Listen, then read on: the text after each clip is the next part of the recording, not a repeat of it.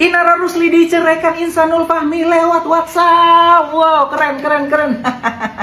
Daripada lewat bisik-bisik tetangga, kan memalukan. Daripada lewat paket JNT, JNE, ya kan nggak enak, ya, bukan barang dagangan. Atau lewat mimpi, lebih bagus tuh, ya.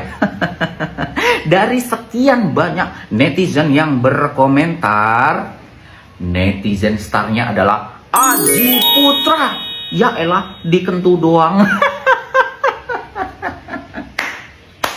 Keren Adji Putra ya, dikentu doang. Kalian tahu artinya dikentu doang? Dikentu itu dikencerot.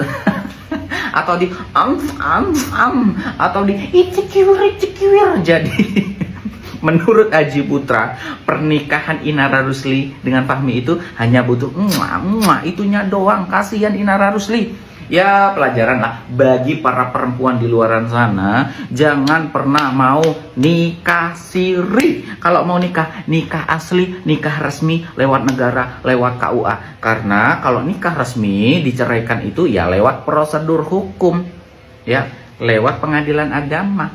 Tidak lewat WhatsApp saja. Hai, saya kasih apresiasi yang setinggi-tingginya kepada netizen star kita, Adji Putra. Keren.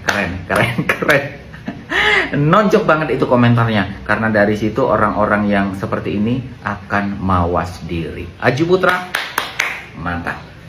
Akan tuh.